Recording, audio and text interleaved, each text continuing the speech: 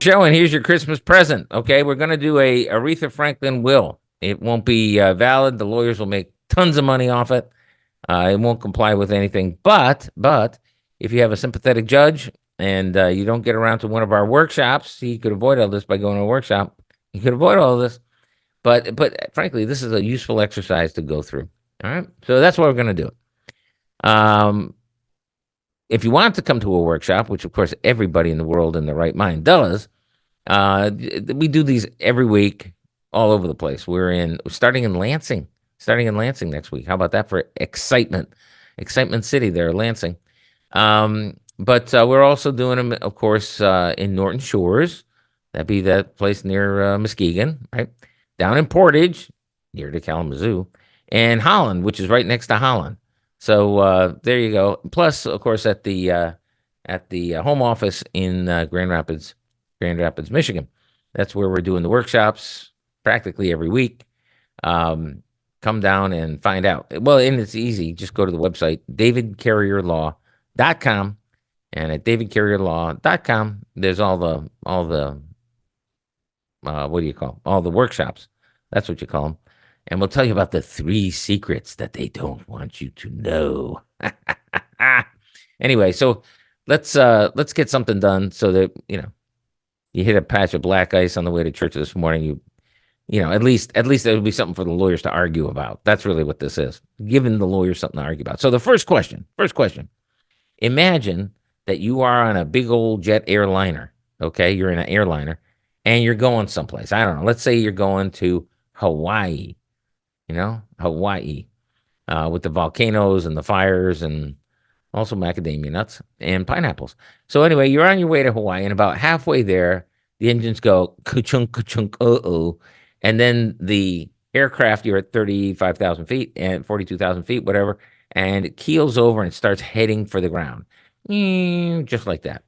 And you have 45 seconds to impact. I usually say 30 seconds, but I'll give you 45 seconds to impact. And you have the opportunity to phone a friend to take care of your business. All right? Give him your passwords, him or her, your passwords and what have you. You have 45 seconds to do it. Who do you call? Who do you call?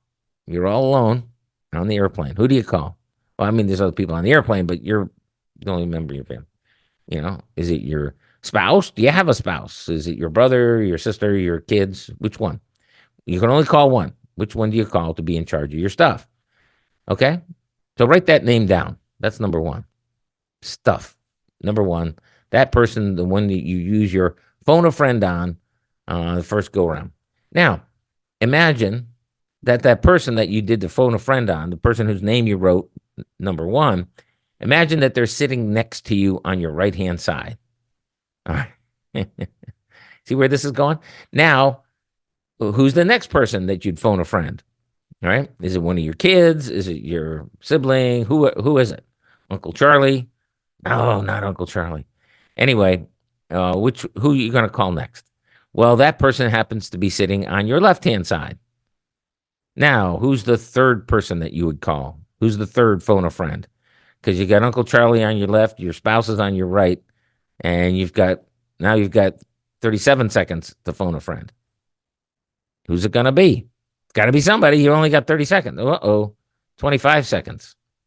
20 seconds. Who you calling? Right? Think about it like that.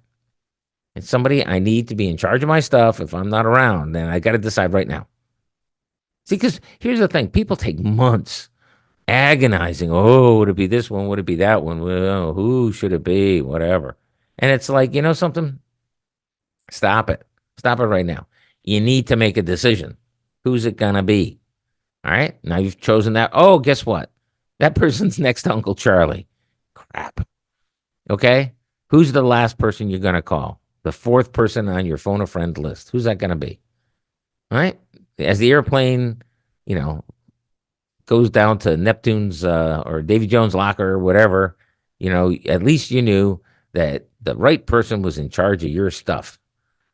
Are you with me on this? So those are the 4 names that you need. Number 1, 2, 3, 4. Don't think about it like that. Think about it like you're on an airplane. It's going down. This is not a roller coaster. This is not a ride at Disney World. All right. You're going to be hitting that, taking the long bath in about, well, as I said, 45 seconds. Who do you call? Who do you want? All right. And and the interesting thing too is when I find that when people go through this exercise and then later on, oh, but I still need to think about it before we put it in I'm like, yeah, fine. They don't change.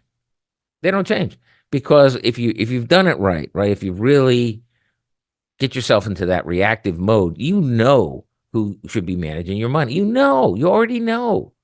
Just a matter of realizing it, recognizing it, and writing it down. That's all. That's all you got to do. Okay, next step.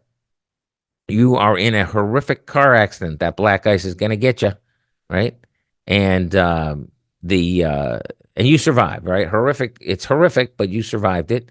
And now you're in the back of the ambulance, and your eyes kind of flutter open.